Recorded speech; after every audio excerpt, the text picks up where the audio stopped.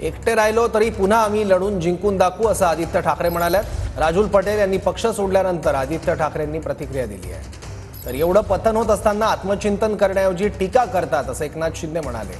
राजुल पटेल यांच्या प्रवेशानंतर एकनाथ शिंदेंनी ठाकरेंवर टीका केली आहे। गेली 2.5 वर्ष आमच्यासाठी संघर्षाची होती। त्याच्या आधीची देखील 2.5 वर्ष आपण पाहता आम्ही कोविडच्या महामारीशी संघर्ष करत होतो महाराष्ट्रासाठी। गेली 2.5 वर्ष गद्दारांची करत होतो आणि मग आता पण जे सरकार बसले ते खरं तर ईव्हीएमचं सरकार बसलंय। धक्का सगळ्यांनाच बसलाय। जे जिंकलेत त्या बाजूला ते पण बोलतात की आमचं सरकार आलं कसं हे आम्हाला माहिती नाही। अनेक अशी लोक आहेत जे निवडणुकीच्या आधी महानगरपालिकेच्या निवडणुकीच्या आधी मग फंडासाठी असेल, पैशांसाठी असेल, स्वार्थासाठी असेल, गद्दारी करण्यासाठी असतील, सोडून जातील। ज्यांना जायचंय त्यांना जाऊ द्या। कोणी गेलं तरी आम्हाला परवा नाही। एकटे जरी राहिलो तरी पुन्हा आम्ही महाराष्ट्र हा कसा पुढे न्यायचा ह्याच्यावर लढून जिंकून दाखवू। राजुल पटेल सारख्या एक धडाडीच्या नगरसेविके 4 वेळा ती निवडून आली।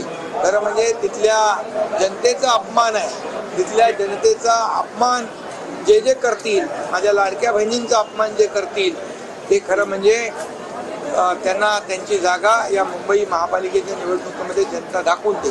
रस्ते जल गए लेकिन बल नहीं गया अशातली परिस्थिती आहे आणि जो बुन से गई वो हाउस से नहीं आती। आणि म्हणून यांना देवाने सद्बुद्धी द्यावी एवढंच मी सांगतो।